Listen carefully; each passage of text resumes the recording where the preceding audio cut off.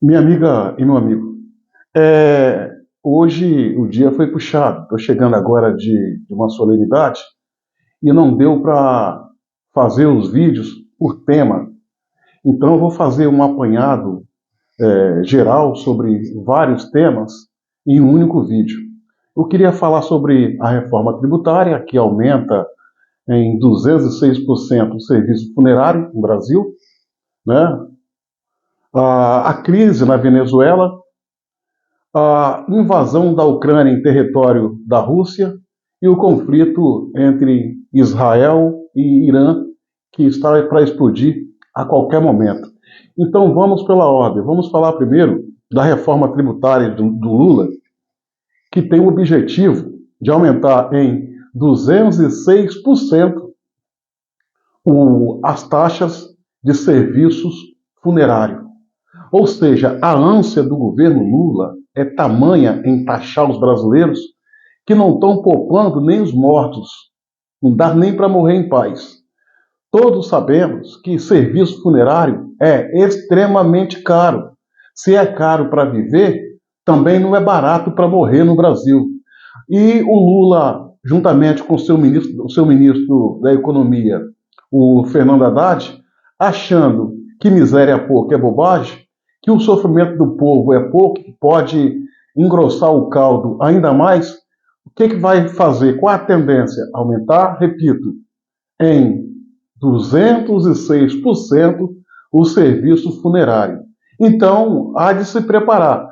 Você que vai perder, que Deus queira que não aconteça, Deus queira que o efeito dessa medida torna reverso, desde que tomara que eles voltem atrás nessa ideia. Mas saiba que, a partir do momento que passar a vingar as regras da reforma tributária, quem perdeu um ente, além de sofrer a dor de perder esse ente, ainda vai ter que pagar um alto valor do serviço funerário.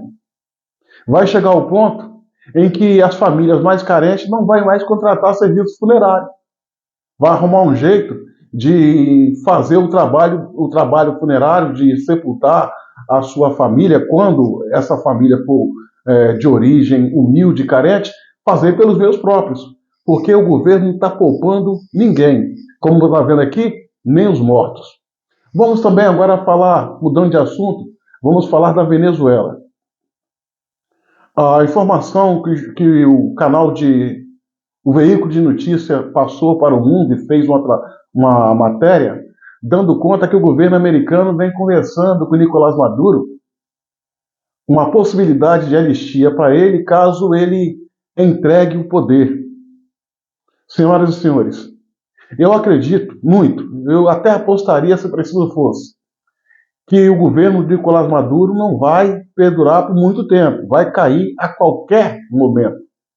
A qualquer momento.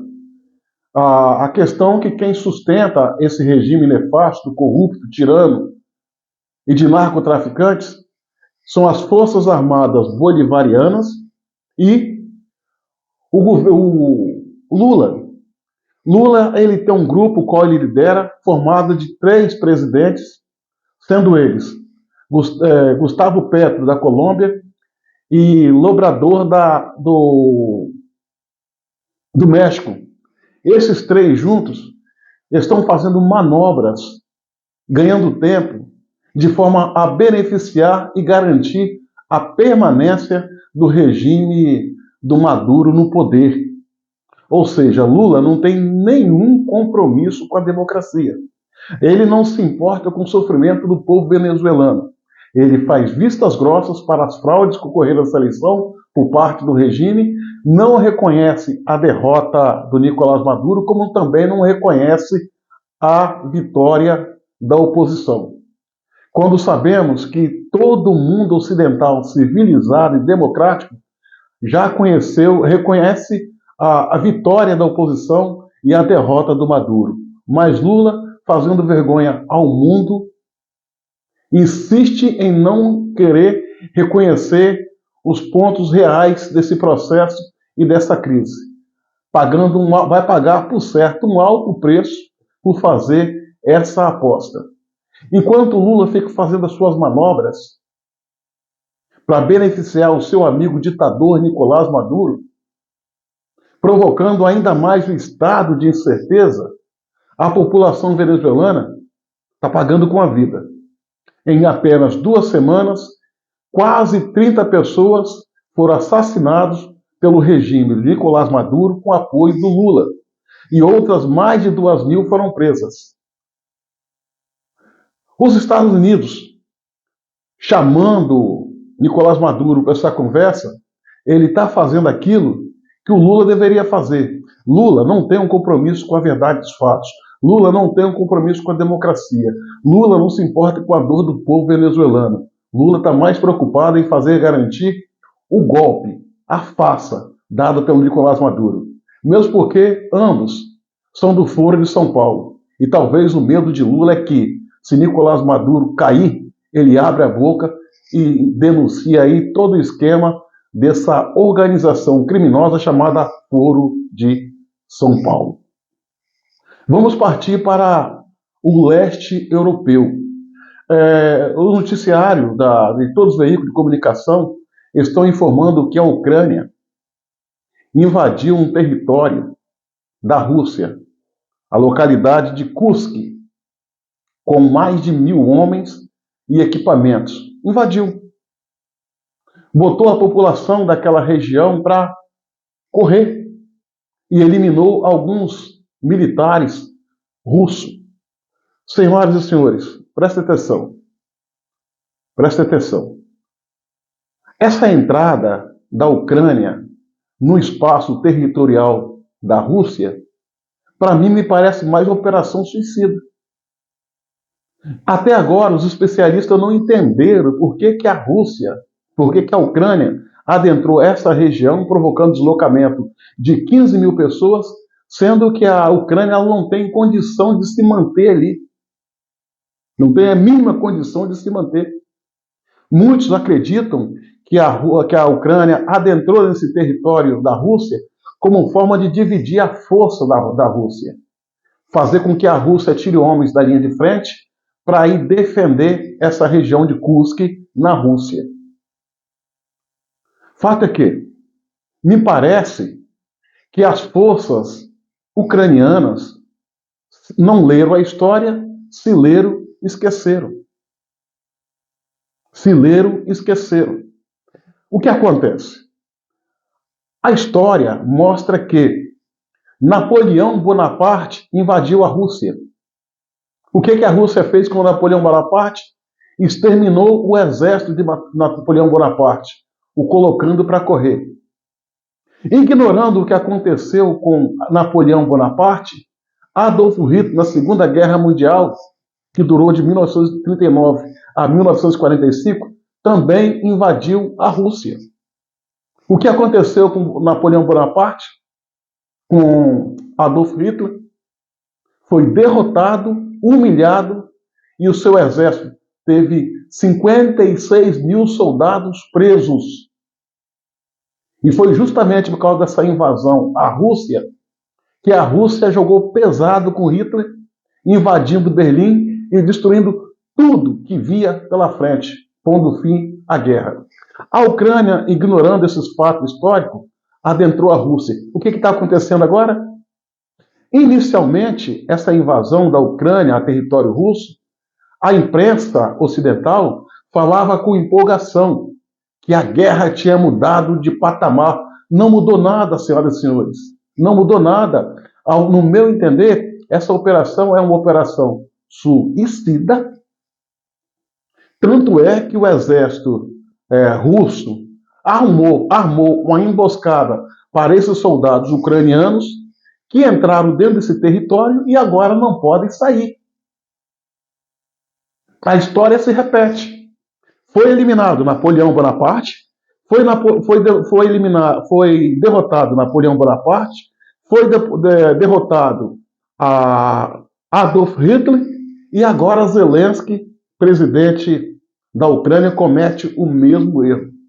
Para se ter ideia, vários equipamentos, peças militares já foram destruídas da Ucrânia.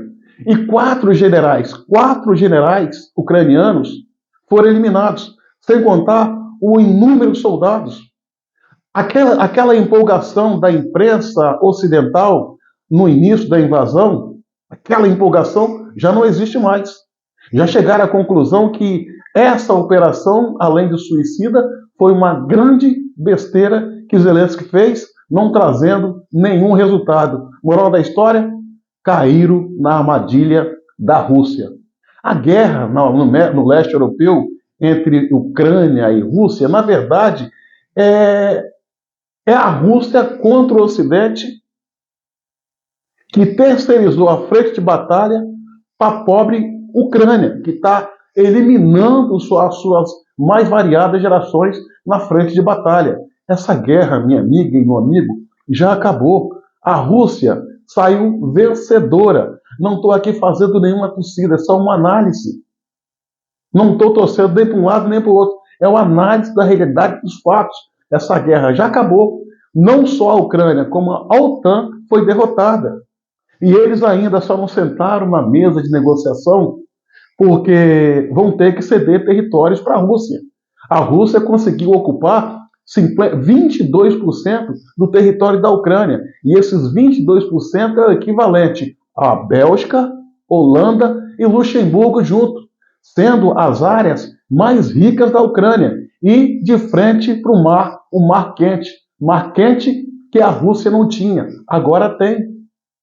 E por que o Ocidente não permite que a Ucrânia senta na mesa de negociação para celebrar a paz e acabar com a guerra? Novembro tem eleições nos Estados Unidos. E os Estados Unidos vai empurrar essa guerra até lá, para dar a sensação que a batalha existe e que a guerra ainda existe e que a esperança também de uma vitória. Não há. A guerra acabou. A Ucrânia está mandando pessoas deficientes, homens deficientes, para a frente de batalha. Acabou. Esta é uma guerra selvagem que a humanidade não precisava, mas a imbecilidade dos líderes ocidentais, que são fracos e não muito estratégicos, caíram na armadilha da Rússia.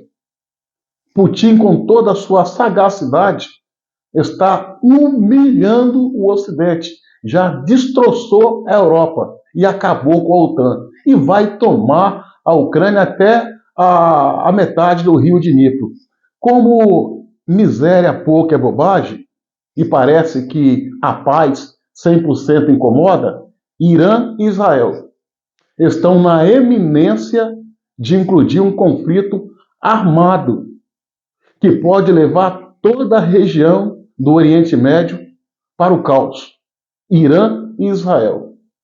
E isso porque